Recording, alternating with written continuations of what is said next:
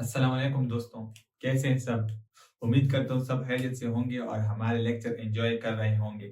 अगर अभी तक आप लोगों ने हमारे चैनल को सब्सक्राइब नहीं किया है तो ज़रूर कर लीजिए ताकि आपको हमारे हर आने वाली वीडियो की नोटिफिकेशन वक्त पर मिल सके। जैसे आप लोगों को पता है कि हमारी 9th क्लास के लेक्चर स्टार्ट हैं और आज का हमारा लेक्चर वो है फ्रैक्शन के हवाले से। मैं आप लोगों के इस लेक्चर की आउटलाइन बता दूं। आज हम फ्रैक्शन को बहुत डिटेल से समझेंगे। इसी के साथ इसके फैक्टर्स को बयान करेंगे कि किन किन फैक्टर पे ये डिपेंड करता है। फिर हम इसकी माइक्रोस्कोपिक डिस्क्रिप्शन पढ़ेंगे कि माइक्रोस्कोपिकली ये किन फैक्टर पे डिपेंड करता है। और इसी के साथ हम फ्रैक्शन की टाइप्स बयान करेंगे कि फ्रैक्शन की कौन कौन से टाइप है और कहाँ पे ये लागू होते हैं और कहाँ पे ये एक्ट करते हैं। तीसरी और लास्ट वाली चीज हमारी होती है वो है नॉर्मल फोर्स। हम नॉर्मल फोर्स को समझेंगे और उसी के साथ हम ये डिफाइन करेंगे कि नॉर्मल फोर्स का और फ्रैक्शन का क्या रिलेशनशिप है।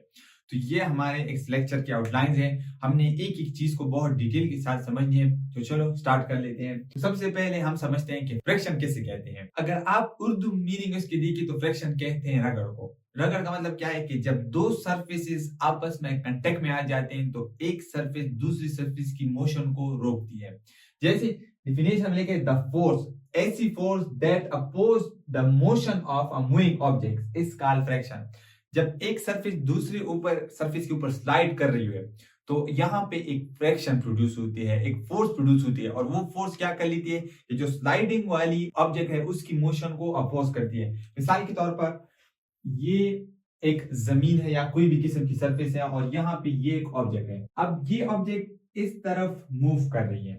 आप इस पे ये अगर हम ये कंसीडर कर लेते हैं, ये बाल ले लेते हैं, ये वाली बाल आपने ले ली और आपने यहाँ पे इस पे फोर्स लगा ली और ये चलना स्टार्ट कर लिया। कुछ टाइम के बाद आप लोगों ने देखा कि यहाँ पे रुक गई। अब ये क्यों रुकी है? क्योंकि इस सरफेस ने इस पे एक फोर्स लगाई है और वो फोर्स क्या कर रही है, इस मूविंग ऑब्जेक्ट की मोशन को रोक रही है।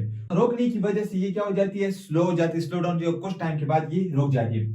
तो ऐसी फोर्स जो किसी भी मूविंग ऑब्जेक्ट की मोशन को रोक लेती है, रोकने की कोशिश करती है, तो ऐसी को हम कहते हैं कि ये क्या है, फ्रैक्शन है। ये जब जा रही है तो यहाँ पे ये इस तरफ जा रही है ना मोशन इसकी, तो ये फोर्स कहां पे लग रही है, इस डायरेक्शन में। तो देखिए सबसे पहले डिफिनेशन में नाम आया है कि ये क्या है, एक फोर्स है। तो फोर्स एक वेक्टर क्वांटिटी है। हमने इसकी डायरेक्शन देखनी है कि इसकी डायरेक्शन किस से मत है। तो डायरेक्शन जो है ना वो जिस साइड पे आपकी मोशन हो रही है हमेशा उसकी अपोजिट होगी। मिसाल के तौर पर ये आपका ऑब्जेक्ट है ना, ये इस तरफ जा रहे हैं, अब ये इस सरफेस पे इस तरफ जा रहे हैं, तो जो आपके पास फ्रैक्शन होगी वो इसकी अपोजिट होगी। जैसे ये वाला इस डायरेक्शन में हरकत कर रहे हैं, मोशन इसकी इस डायरेक्शन में है, तो फ्रैक्शन जो है ना वो किस डायरेक्शन में प्रोड्यूस होगी, उसी डायरेक्शन में। तो ये तो हमारे पास आ गई इसकी डायरेक्शन। अब दूसरी चीज आती है कि हमने इसकी रिप्रेजेंट कैसे करते हैं। तो याद रखिए कि फ्रैक्शन को हम हमेशा स्मॉल एफ से रिप्रेजेंट करते हैं। फ्रैक्शन को हम रिप्रेजेंट करते हैं स्मॉल एफ से और यूनिट इसकी है न्यूटन। यूनिट क्या है, न्यूटन। न्यूटन क्यों है, क्योंकि ये एक फोर्स है। तो हमने फ्रैक्शन की तीन चीजें अभी तक पढ़ी।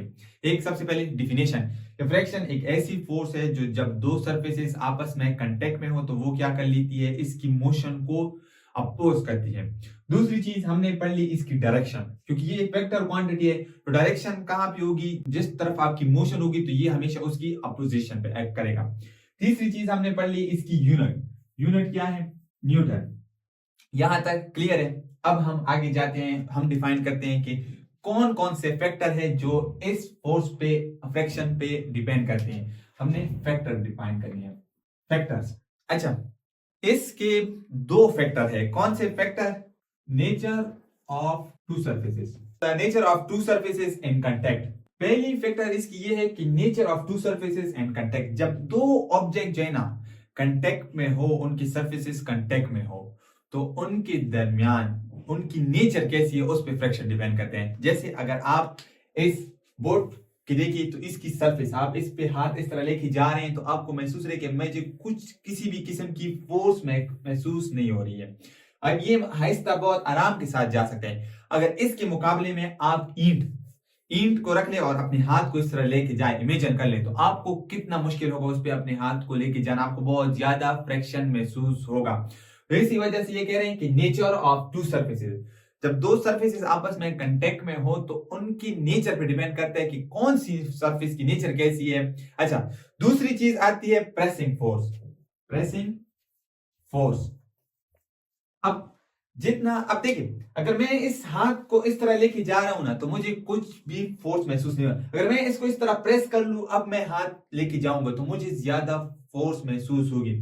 मतलब ये कि जितना आप प्रेसिंग फोर्स बढ़ाएंगे बाहर से, तो इसी तरह इसके साथ क्या होती जाएगी, आपके पास फ्रैक्शन जो है ना वो भी क्या होती जाएगी, इंक्रीज होती जाएगी। जैसे अब आप देख रहे हैं ना कि मैं स्मूथली लेके जा रहा हूं, कुछ भी फर्क नहीं पड़ रहा, लेकिन जैसे ही मैं यहां से फोर्स इंक्रीज कर रहा हूं, बाहर से फोर्स, तो फिर मुझे अपने हाथ को किसी भी चीज को धक्का देना बहुत मुश्किल होगा।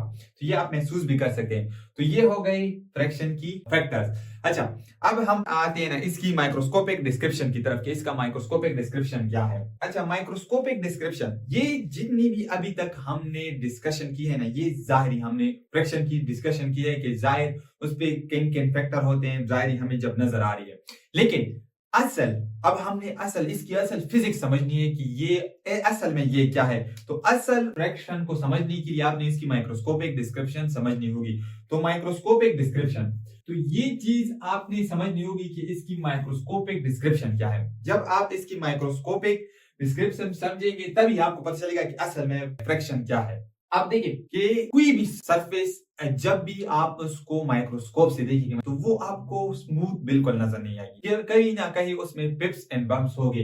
जैसे अगर हम इस बोर्ड की ये सरफेस देख रहे हैं ना, बजाय हमें ये बिल्कुल स्मूथ नजर आए, लेकिन अगर हम हकीकत में देखेंगे तो ये हकीकत में इस तरह होगी, इसमें कुछ किस्म के इस तरह पिप्स एंड बम्प्स होंगे। अगर ये पिप्स एंड बम्प्स क्या कर लेते हैं, जब कोई ऑब्जेक्ट यहाँ पे आ रहा है, क्योंकि ये तो मॉलिक्यूलर लेवल की बात हो रही है, मॉलिक्यूल यहाँ पे आ रहे हैं, तो मॉलिक्यूल को यहाँ पे रेजिस्टेंस महसूस हो रही है, तो वो रुकते हैं और यहाँ से फिर इस तरह आके मोशन कर लेते हैं। फिर इस तरह जब यहाँ से आ रहे हैं, आगे आ रहे हैं, यहाँ पे उसको एक रुकावट महसूस हो रही है, इसी तरह आगे आ रहे हैं यहाँ पे। तो माइक्रोस्कोपिक डिस्क्रिप्शन से आप देख सकते हैं कि कोई भी ऑब्जेक्ट हमारे पास 100% स्मूथ नहीं है। हम कुछ मेथड्स, जब आगे जाके हम इसकी मेथड्स बयान करेंगे जिससे फ्रिक्शन कम हो सकती है, हम उससे कम कर सकते हैं लेकिन खत्म नहीं कर सकते। तो इसी वजह से ये क्या हो रही है, हमें कोई भी सरफेस, आपके पास दुनिया में कोई भी सरफेस, ये बोर्ड आपको बिल्कुल स्मूथ नजर आए लेकिन एक्चुअल इसमें भी ये पिप्स एंड बम्प्स मौजूद है। क्यों? इसी वजह से हम यहाँ पे ये जो लिखाई कर रहे हैं ना, ये इसी की बदौलत है। क्योंकि अगर ये बिल्कुल स्मूथ होती तो यहाँ पे क्या होगा, आप ये लिखाई भी नहीं कर पाएंगे। जैसे अगर आप यहाँ पे पानी वगैरह या कोई किसी किस्म की ऑयल डाल लें, तो ये क्या होगा, ये जहां जहां पे ये इस तरह डॉट्स बनी हुई है ना, वहां पे पानी आ जाएगी, इस तरह यहाँ पे पानी बन जाएगी, ये चीजें बिल्कुल पानी से भर जाएंगे। जब भर जाएंगे, अब आप क्या करेंगे, लिखाई जब करेंगे आपकी लिखाई नहीं होती। तो यही इसकी असल वजह है कि इसकी माइक्रोस्कोपिक डिस्क्रिप्शन से हमें पता चल जाता है कि इसकी माइक्रोस्कोपिक डिस्क्रिप्शन हमें क्या बताती है कि कोई भी सरफेस जो हमें बजाय बिल्कुल स्मूथ नजर आ रही है लेकिन वो 100% स्मूथ नहीं होती, उसमें पिप्स एंड बम्प्स मौजूद होते हैं। और वो क्या कर लेते हैं, उसी की वजह से जब कोई मॉलिक्यूलर लेवल पे कोई ऑब्जेक्ट जा रहा हो तो वो उसके लिए रुकावट जाहिर करते हैं, रिकॉर्ड दिखाते हैं। तो इसी वजह से ऑब्जेक्ट क्या हो जाती है, हमें फ्रैक्शन थोड़ी बहुत महसूस होती है। तो ये हो गए माइक्रोस्कोपिक डिस्क्रिप्शन। अच्छा, अभी तक हमने फ्रैक्शन को डिफाइन कर लिया, उसके फैक्टर्स को डिफाइन कर लिए, और तीसरी चीज माइक्रोस्कोपिक डिस्क्रिप्शन फाइंड कर ली। अब आगे वाले आउटलाइन की तरफ जाते हैं और आगे वाले टाइप्स ऑफ फ्रैक्शन। तो देखिए, फ्रैक्शन की कुछ ना कुछ टाइप्स होगी। सबसे पहली टाइप जो है ना वो है स्टैटिक फ्रैक्शन। अब स्टैटिक स्टैटिक का लफ्ज निकला है साकिन से।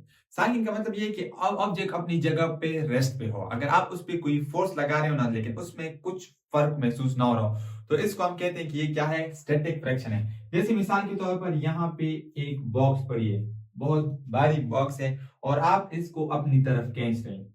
आप पहले कम फोर्स लगा रहे हैं, ये अपनी जगह पर कड़ी है। जब दूसरी आपने फोर्स बढ़ा ली तब भी ये अपनी जगह पर कड़ी है।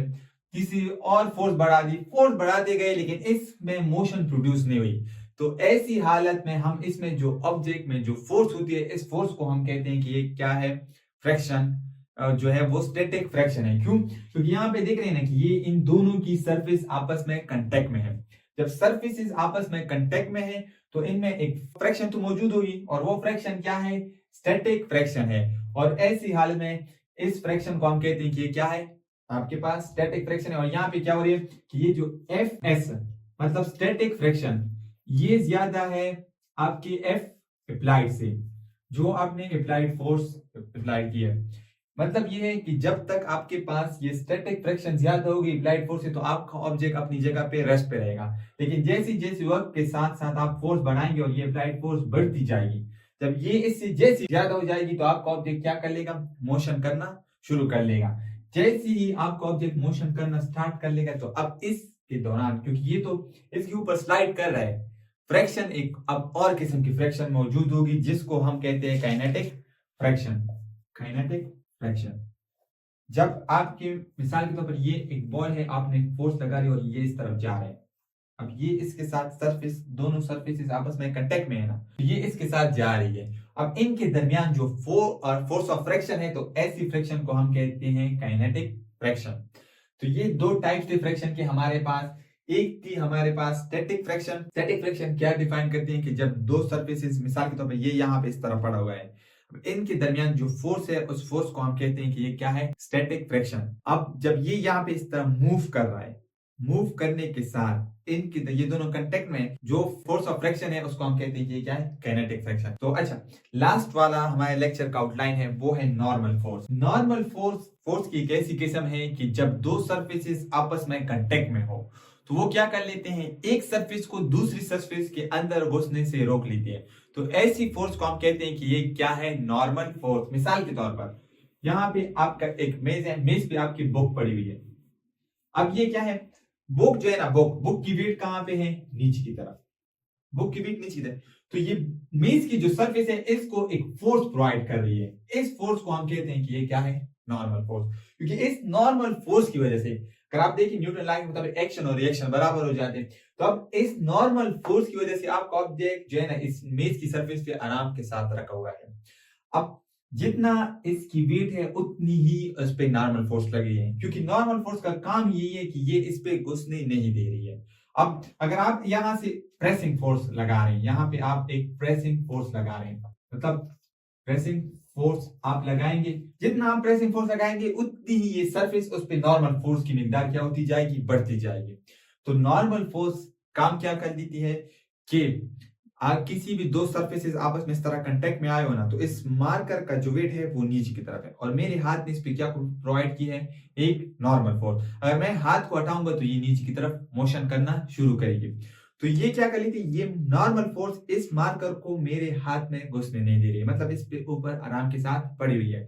अब नॉर्मल फोर्स का फ्रैक्शन के साथ क्या रिलेशनशिप है, जितना आप नॉर्मल फोर्स को इंक्रीज करेंगे, इसको हम Fn से डिनोट करते हैं, जितना आप इसको इंक्रीज करेंगे फ्रैक्शन उतनी ही बढ़ती जाएगी। जैसे हमने क्या किया था, ये देखिए मेरा हाथ इस बोर्ड पे रखा हुआ है, अब मेरे हाथ ने जितनी फोर्स लगाई है उतनी उस बोर्ड ने उस पे क्या लगाई है, नॉर्मल फोर्स। अब ये स्मूथ जा रहा है, नॉर्मल फोर्स कम है, मैं अपने हाथ पे फोर्स लगा रहा हूँ, फोर्स लगाने के साथ इसका मतलब ये कि मैं नॉर्मल फोर्स को इंक्रीज कर रहा हूँ, क्योंकि मेरा हाथ तो इस बोर्ड में तो अंदर नहीं घुस रहा। जितना मैं इस पे फोर्स लगा रहा हूँ, बढ़ रहा है फोर्स, नॉर्मल फोर्स। अब इसको मतलब लेके जाना मेरे लिए मुश्किल हो रहा है, क्योंकि यहाँ पे नॉर्मल फोर्स बढ़ने के साथ क्या हो रही है, फ्रैक्शन बढ़ रही है। दूसरे में साथ ये यहाँ पे इस तरह पड़ा हुआ है, आराम के साथ पड़ा हुआ है, आप इसको आराम के साथ इस तरह मोशन दे रहे हैं, आपने क्या किया, प्रेसिंग फोर्स बढ़ा दी। अब घुस तो नहीं रहा है क्योंकि नॉर्मल फोर्स भी बढ़ गई। नॉर्मल फोर्स के बढ़ने के साथ अब आप इसको, आपको मोशन देना मुश्किल हो रहा है, क्यों, क्योंकि यहाँ पे आपने फ्रैक्शन फोर्स बढ़ा ली। तो ये था आज का हमारा लेक्चर। मैं सिर्फ समराइज कर रहा हूं कि आज हमने क्या क्या पढ़ा। सबसे पहले हमने फ्रैक्शन को डिफाइन कर लिया और उसके साथ फ्रैक्शन की डायरेक्शन को, फिर उसकी यूनिट को। उसी के साथ हमने डिफाइन कर लिया कि फ्रैक्शन के टाइप्स, माइक्रोस्कोपिक डिस्क्रिप्शन, और लास्ट में हमने डिफाइन कर लिया नॉर्मल फोर्स। अगर इस हवाले से कोई क्वेश्चन हो तो हमें कमेंट सेक्शन में जरूर बताइए। ओके, अल्लाह हाफिज।